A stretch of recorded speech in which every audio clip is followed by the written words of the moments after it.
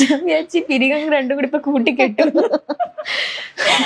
Okay, നമ്മുടെ game എന്താന്ന് വെച്ചാല് ഞാനൊരു ഡയലോഗ് പറയും, അല്ലെങ്കിൽ ഒരു സിറ്റുവേഷൻ പറയും. ആ ചേട്ടന്റെ ക്യാമറ ഇരിക്കുന്ന ചേട്ടന്റെ മോഹൻ ക്യാമറ സൂം ചെയ്ത് നോക്കുമായിരിക്കും പെട്ടെന്ന് എന്തെങ്കിലും പറ്റിയോ. അതെ അതെ. ഓക്കെ, അപ്പൊ ഞാനൊരു സിറ്റുവേഷനോ ഒരു ഡയലോഗോ അല്ലെങ്കിൽ ഒരു സിനിമ ഡയലോഗോ എന്തെങ്കിലും തരും. അതിന്റെ കൂടെ ഞാനൊരു ഇതുപോലൊരു നവരസവും പറയും. അപ്പൊ ഞാൻ പറയുന്ന നവരസത്തിൽ വേണം അത് ചെയ്ത് കാണിക്കാൻ. എനിക്ക് കത്തിയില്ല. അടച്ചോ? എനിക്ക് കത്തിയില്ല. ഇല്ല. അതായത് ഇപ്പൊ ഞാൻ സിറ്റുവേഷൻ പറയും, ഒരു ഡയലോഗ് പറയും. ഞാൻ പറയുന്നത് ഹാസ്യത്തില് അഭിനയിച്ച് പറയാൻ പറയും. ഓ അങ്ങനെ അങ്ങനെ. ഫിലിം നെയിമോ? അല്ലല്ല, ഫിലിമിലെ ഡയലോഗോ അല്ലെങ്കിൽ എന്തെങ്കിലും ഒരു കോമൺ സിറ്റുവേഷൻ. കോമഡി ആക്കും. ഓക്കെ, റെഡി അല്ലേ? ഓക്കെ, അപ്പൊ സിറ്റുവേഷൻ ഇതാണ്. ഞാൻ ചേച്ചിയുടെ ബെസ്റ്റ് ഫ്രണ്ടാ. എൻ്റെ ഒരു വകയിലുള്ള ഒരു അമ്മാവന് ഒരു ആക്സിഡന്റ് പറ്റി ഹോസ്പിറ്റലിലായി. അപ്പൊ ഇക്കാര്യം ഞാൻ അമ്മാവന് വേണ്ടി ഭയങ്കര ക്ലോസാ. അപ്പൊ എന്നോട് ഇക്കാര്യം പറയാനുള്ള ധൈര്യം ആർക്കും ഇല്ല. അപ്പൊ ആ ടാസ്ക് ചേച്ചി എത്തിച്ചേക്കുവാ. അപ്പൊ എന്നോട് വന്നിട്ട് പറയണം, എടി ഒരു കാര്യം പറയാനുണ്ടായിരുന്നു, നിന്റെ അമ്മാവൻ ഇതുപോലെ ഒരു ആക്സിഡന്റ് പറ്റി, പേടിക്കാനൊന്നുമില്ല, പക്ഷെ ക്രിട്ടിക്കൽ സ്റ്റേജില് ICU ഹോസ്പിറ്റലില എന്ന് പറയണം. ഇത് ഹാസ്യത്തിൽ വേണം എന്നോട് പറയാൻ. അങ്ങനെ ചിരിച്ചോണ്ട് പറയണം. അതെ, ഹാസ്യത്തിൽ പറയണം. അതെ, സുഖാണോ? ആടി, എന്തൊക്കെയുണ്ട് വിശേഷം? നന്നായി പോകുന്നു. നമുക്ക് അമ്മാനെ ഒന്ന് കാണാൻ പോവാം. അമ്മാന്റെ കാര്യം വൻ കോമഡിയാ. നിന്റെ അമ്മാന്റെ കാര്യം വൻ കോമഡി ആയിട്ടിരിക്കുക. പുള്ളി പൊതുവെ ആളിച്ചിരി കോമഡിക്കാരനാണ്. പക്ഷെ അതല്ല, ഇന്ന് പോകുന്ന വഴിക്കേ ഒന്നും പറയണ്ട, ഒരു പട്ടി കുറുകെ ചാടിയതാ. പുള്ളി നേരെ ചെന്ന് പട്ടിയുടെ മണ്ടയിലോട്ട് വണ്ടി കയറ്റിട്ട് കറങ്ങി അടിച്ചിട്ട് ഒരു ക്രോസിലൊരു വണ്ടി വന്ന് ഇടിച്ച് കറങ്ങി അടിച്ച് വീണു. കാലും കൈയൊക്കെ ഒടിഞ്ഞ് ഇച്ചിരി ക്രിട്ടിക്കലായിട്ട് ഹോസ്പിറ്റലിൽ കിടക്കാം. അതിന് അല്ല, നമുക്കൊന്ന് കണ്ടിട്ട് വരാം. വൻ കോമഡി എന്ന് എല്ലാരും പറയുന്നത്. മൊഹക്ക ഇങ്ങനെ ഇരിപ്പുണ്ടെന്നാ പറഞ്ഞത്. നമുക്കൊന്ന് അമ്മാവൻ ആശുപത്രിയിലായതാണോ നീ ഇത്ര ചിരിക്കുന്നത്? ഓക്കെ, സംഭവം പൊളിഞ്ഞെങ്കിലും അതെ, ഒരുപാട് വലിച്ചു നീട്ടണ്ടല്ലേ? അതായിരിക്കും നല്ലത്. ഓക്കെ, ഇനി അടുത്തൊരു ഡയലോഗ് വേണോ? വേണം വേണം, 5 എണ്ണം ഉണ്ട്. 5 എണ്ണോ? 9 രസങ്ങൾ ഉണ്ടായിട്ട് 5 എണ്ണം കുറച്ചതാ. വടക്കം വീട്ടിൽ കൊച്ചുകുഞ്ഞിനോട് ഉടക്കാൻ നിൽക്കരുത്, ഉടച്ച് കൈത്തരും. ഇത് ശൃംഗാരത്തിൽ പറയണം. എന്റെ ദൈവം, ആൾക്കാർ എങ്ങനെ കണ്ടോണ്ടിരിക്കുവോ ദൈവമേ. ശൃംഗാരം ഒഴുകണം. നിങ്ങക്ക് വ്യൂവേഴ്സ് ഒന്നും വേണ്ടേ?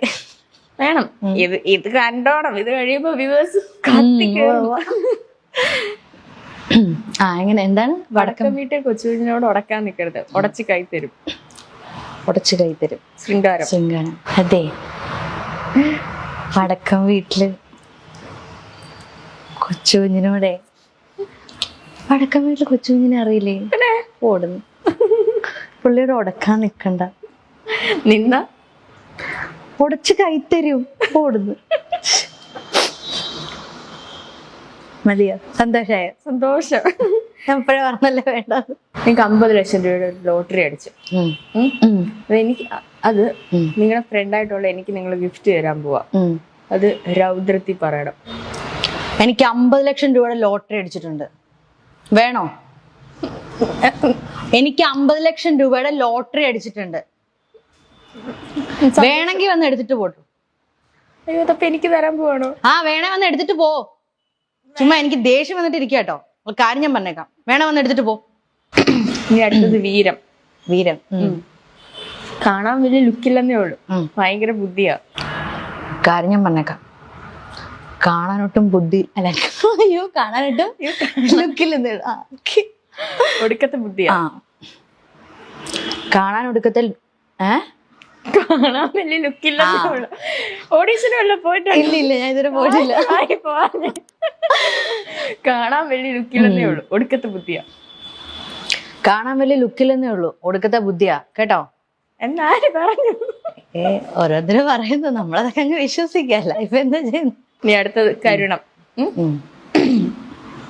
ചിരിച്ച് ഞാൻ ചാവും. എക്സ്ക്യൂസ് മീ, കാക്ക തൂറിന്നാ തോന്നണേ.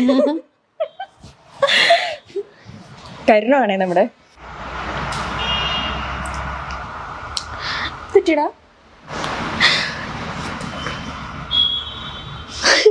എന്താടാ നീ പറക്കണോ? ഞാൻ മോനെ കാര്യം പറ, എന്ത് പറ്റി?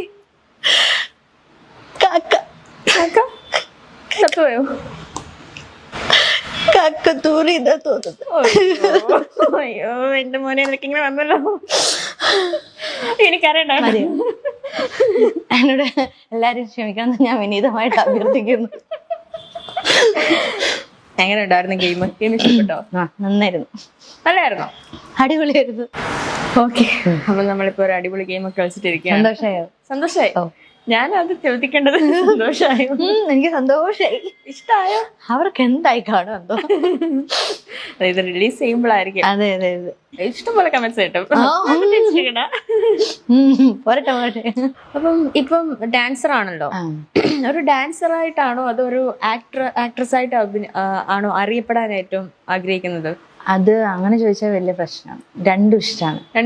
രണ്ടും ഇഷ്ടമാണ്. നമ്മുടെ ശോഭന ചേച്ചിയൊക്കെ പോലെ ആക്ട്രസ് കം ഡാൻസർ അങ്ങനെ? ഓ, ഇഷ്ടപ്പെട്ടു കേട്ടോ. അത് ഭയങ്കര ഇഷ്ടമാണ്. പിന്നെ എല്ലാം ദൈവത്തിന്റെ അനുഗ്രഹം പോലെ.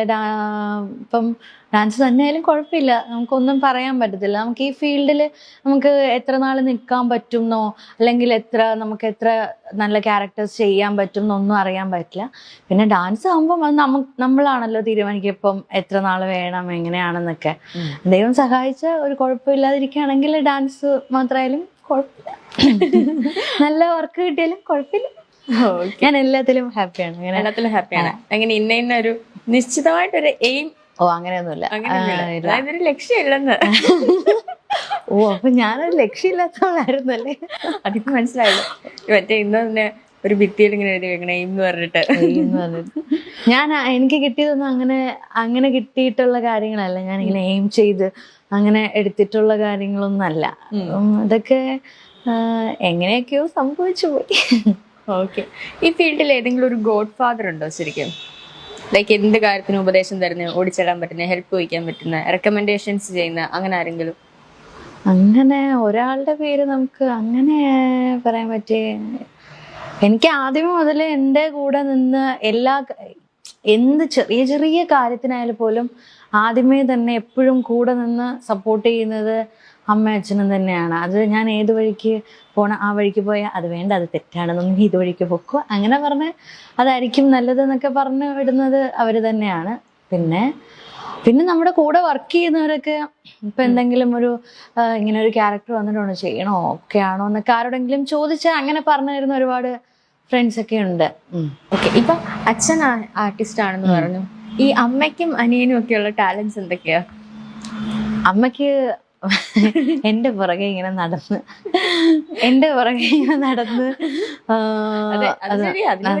അത് വേണം. പിന്നെ തീർച്ചയായിട്ടും ഇപ്പം നമ്മളിപ്പം ഷൂട്ട് ചെയ്യുന്ന സമയത്ത് വർക്ക് ചെയ്യുമ്പോഴും സീരിയൽ ചെയ്യുന്ന ടൈമാണെങ്കിലും നമ്മൾ പോയി സീൻ ചെയ്തു വരുന്നു. പക്ഷെ രാവിലെ മുതല് വൈകിട്ട് വരെ, രാത്രി വരെ, തീരുന്നിടം വരെ അവിടെ ആ റൂമിൽ ഇങ്ങനെ വെറുതെ ഇങ്ങനെ ഇരിക്കണം. പിന്നെ എന്റെ പുറകെ അത് ചെയ്യണം, ഇത് ചെയ്യണം, എന്നെ ഹെൽപ്പ് ചെയ്യാനും അങ്ങനെ. അത് ഭയങ്കര ഒരു വലിയ പാടാണ് കേട്ടോ, രാവിലെ മുതൽ ഇങ്ങനെ ഇരുന്ന്. അത് വലിയ പാടാണ്. ഞാൻ ഒരുപാട് അമ്മമാരെ അതുപോലെ കണ്ടിട്ടുണ്ട്. നമ്മുടെ ഇൻഡസ്ട്രിയിലെ ഒരുപാട് ആർട്ടിസ്റ്റുകളുടെ അമ്മമാർ ഇങ്ങനെ കൂടെ ഇരുന്ന് രാവിലെ മുതൽ രാത്രി വരെ ഇരിക്കുക. അത് കുറച്ച് പാടാണ് കേട്ടോ. ശരിക്കും അവർക്കൊരു അസോസിയേഷൻ തുടങ്ങണം. അത് വേണം. മോഡേൺ ഡ്രസ്സസ് ആണോ അതോ നാടൻ വേഷങ്ങളാണോ കൂടുതൽ ഇഷ്ടം? എനിക്ക് കൂടുതൽ ഇഷ്ടം നാടൻ വേഷങ്ങളാണ്. അതിലാണ് ഞാനിങ്ങനെ എപ്പോഴും കംഫോർട്ടാണ്. തനിയാണോ സ്റ്റൈലിംഗ് ഒക്കെ ചെയ്യുന്നത്? ഓ ഇല്ല, അങ്ങനെയൊന്നുമില്ല, അമ്മയാണ്. കാരണം ഐശ്വര്യയുടെ സ്റ്റൈലിംഗ് ഭയങ്കര ഫേമസ് ആണ്. എന്ത് ഇന്റർവ്യൂസ് ഒക്കെ ഏതൊക്കെ എവിടെയൊക്കെ കണ്ടിട്ടുണ്ടെന്ന് തോന്നുന്നില്ല. പിന്നെ ഒന്നും കാണാതെ ഞാൻ ഇന്നിങ്ങനെ വന്ന് രാവിലെ ഇരുന്നതാ. ഞാൻ ആ കാര്യത്തില് തോൽവിയാണെന്ന് പറയാം. അത്ര എല്ലാ ഡ്രസ്സും സെലക്ട് ചെയ്ത അമ്മയായിരിക്കും. എല്ലാ ഡ്രസ്സും സെലക്ട് ചെയ്യുന്ന അമ്മയാ. പിന്നെ ഞാൻ തന്നെ ഇടുന്നതൊക്കെ എന്തെങ്കിലും ഇട്ട് കഴിഞ്ഞാൽ അതൊക്കെ ഇതെന്ത് വേഷം എന്നായിരിക്കും എല്ലാവരും മിക്കവരും ചോദിക്കുന്നത്. പിന്നെ അങ്ങനെ വലിയൊരു ടാസ്ക് എടുക്കാൻ പോകാറില്ല. അമ്മ എടുത്തോ, ഞാനിടാം, അത്രേ ഉള്ളൂ. ഇപ്പൊ ഒരുപാട് ഡ്രസ്സുകളും കാര്യങ്ങളും അങ്ങനെയൊക്കെ ഉണ്ട്. അപ്പം നമ്മളിപ്പോ കേൾക്കുന്ന ഒരു കാര്യം, ഈ ബോഡി ഷേമിംഗ് എന്ന് പറഞ്ഞാൽ അത് എപ്പോഴെങ്കിലും ഫേസ് ചെയ്തിട്ടുണ്ടോ? കാരണം ഐശ്വര്യ കുറച്ചും കൂടി ഒരു ബബ്ലി ഫിഗർ ആണല്ലോ. അങ്ങനെ അതിപ്പം പറഞ്ഞിട്ടുണ്ട് ഇങ്ങനെ ഭയങ്കര തടിയാണ് അങ്ങനെ പറഞ്ഞിട്ടുണ്ട്. പിന്നെ നമ്മളെ നേരിട്ട് കാണുന്നേക്കാളും ഒന്നും കൂടെ തോന്നും, ഫ്രെയിമിൽ ഒന്നും കൂടെ കുറച്ചുകൂടെ തോന്നും, അങ്ങനെ ഫീൽ ചെയ്തിട്ടുണ്ട്. പല ആർട്ടിസ്റ്റുകളും അങ്ങനെ പറഞ്ഞിട്ടുണ്ട്.